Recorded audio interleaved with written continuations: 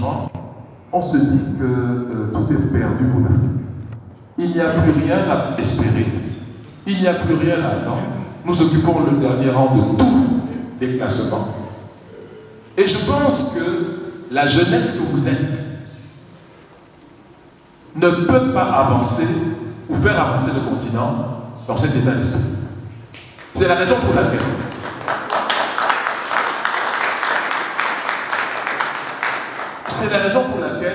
il existe une autre approche du rôle de l'Afrique dans le monde au XXIe siècle. Je m'en vais juste m'appesantir sur 3 aspects qui montrent l'évolution de l'Afrique vis-à-vis des autres continents du monde.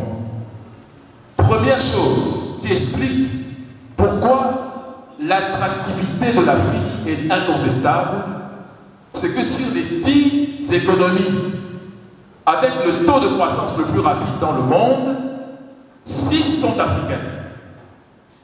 Je répète, sur les 10 économies ayant le taux de croissance le plus rapide dans le monde de ces 15 dernières années, 10 sont africaines. Ça veut donc dire que nous avons un record dans ce domaine ces 15 dernières années. Le deuxième aspect que je voudrais convoquer ici, c'est que 40% de toutes les ressources du monde sont en Afrique. Ce qui explique pourquoi, malgré tous les discours qu'on entend sur l'Afrique, l'Afrique est réellement incontournable. Nous sommes le socle du développement du monde. Je n'ai pas dit le cœur, je n'ai pas dit que nous sommes la partie la plus importante, mais je dis que nous sommes le socle.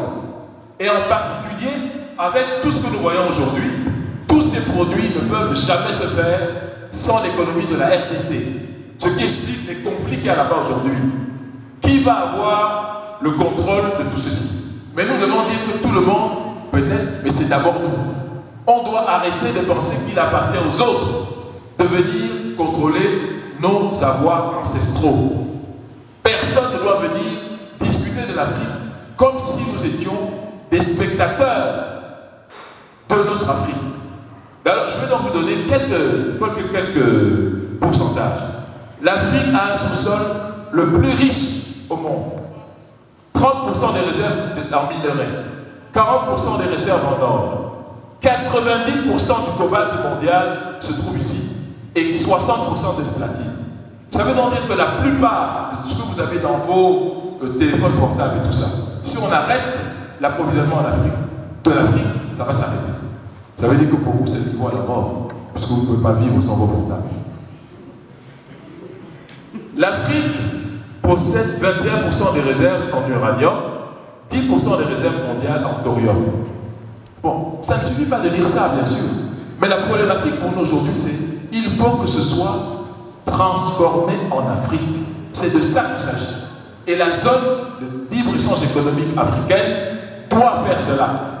C'est ça qu'on doit faire. Et quand on a en face de nous des jeunes comme vous, c'est ça que nous devons vous dire.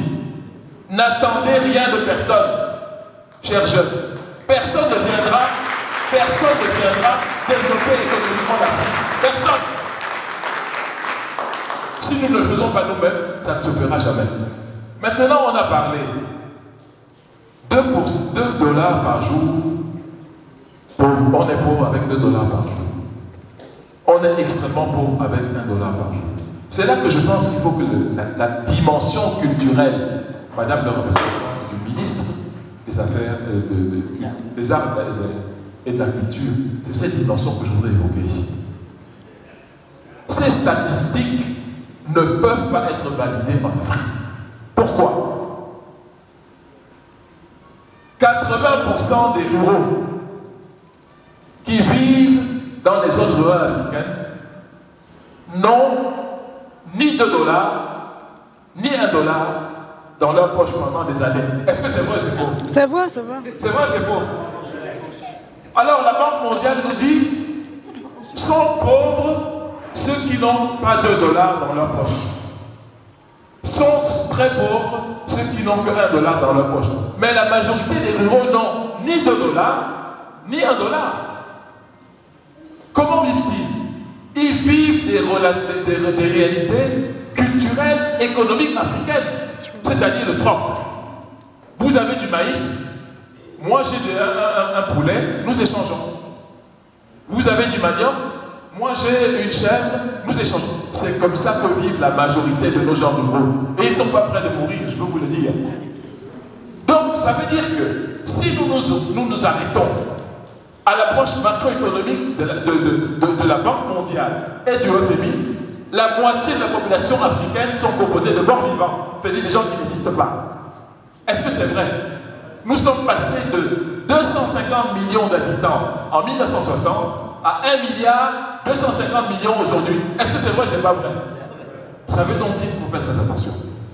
Faisons très attention aux données macroéconomiques culturellement importées qui correspondent certes, je n'ai pas de doute là-dessus, à leur monde à eux, à leur milieu à eux, à leur contexte à eux, mais qui n'ont rien d'universel. Il n'y a aucune universalité là-dedans. Et tant que nous continuons à les citer comme s'ils étaient des modèles qui ne sont pas, nous ne nous en sortirons jamais. Nous devons nous-mêmes créer nos modèles macroéconomiques culturellement centrés qui correspondent à nos réalités et qui sont plus difficiles, bien sûr, à confectionner parce que ça tient compte d'un ensemble de réalités anthropologiques sur lesquelles ceux qui écrivent ces livres-là ne connaissent pratiquement rien. Voilà pourquoi c'est difficile. Je répète que personne ne viendra parler de l'Afrique à la place de l'Afrique. Il faut que cela s'arrête et que nous proposions des modèles, que nous proposions des équations qui soient culturellement adaptées à l'Afrique. Je termine mon propos en disant ceci. Quand on nous dit que nous sommes 3% du commerce mondial, pourquoi ce chiffre est faux?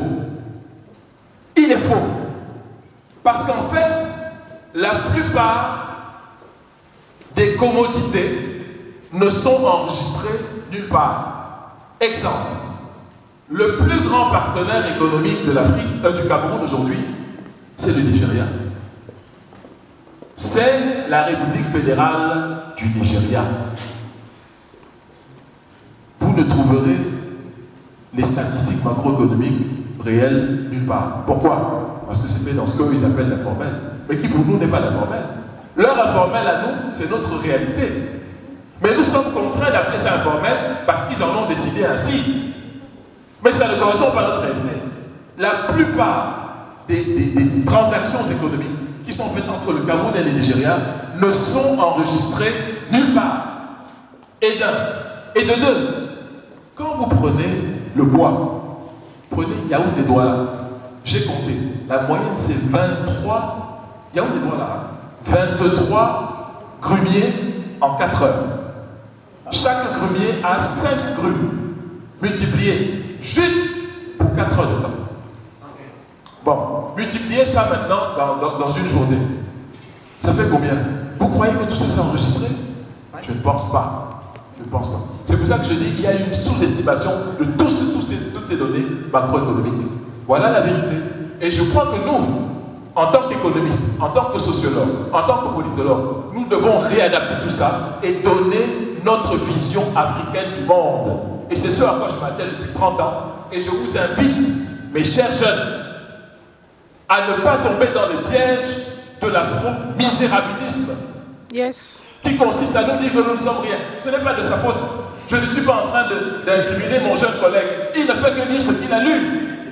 Mais je dis qu'on doit remettre cela en question, on doit reproblématiser tout cela et on doit nous mettre nous-mêmes au centre du monde. Si vous prenez les Américains, le slogan populaire américain c'est quoi? America First. Yes. Vous prenez les Chinois, on vous dit quoi? L'empire du milieu. Nous sommes le milieu du monde. Voilà leur slogan. Vous prenez l'Allemagne.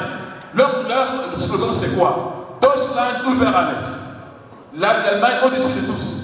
Quel est le slogan de l'Afrique sur lequel tous les Africains sont d'accord? La marginalisation de l'Afrique.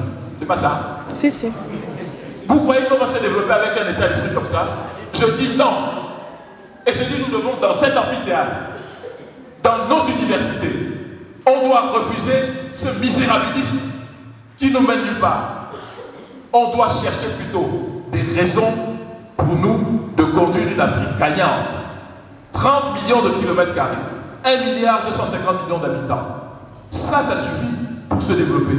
Parce que c'est ce qu'on appelle la masse critique de développement. Elle est là. Et nous devons nous engranger tous ces agrégats macroéconomiques, microéconomiques, mais surtout culturels, pour que nous en sortions. Voilà ce que je voulais dire. Je ne remets pas en doute ce que dit le jeune, mais je dis qu'il faut reproblématiser cela et puis présenter notre histoire à nous, notre version des faits, pour que nous ayons l'état d'esprit qu'il faut pour avancer. Et c'est là que nous allons le faire.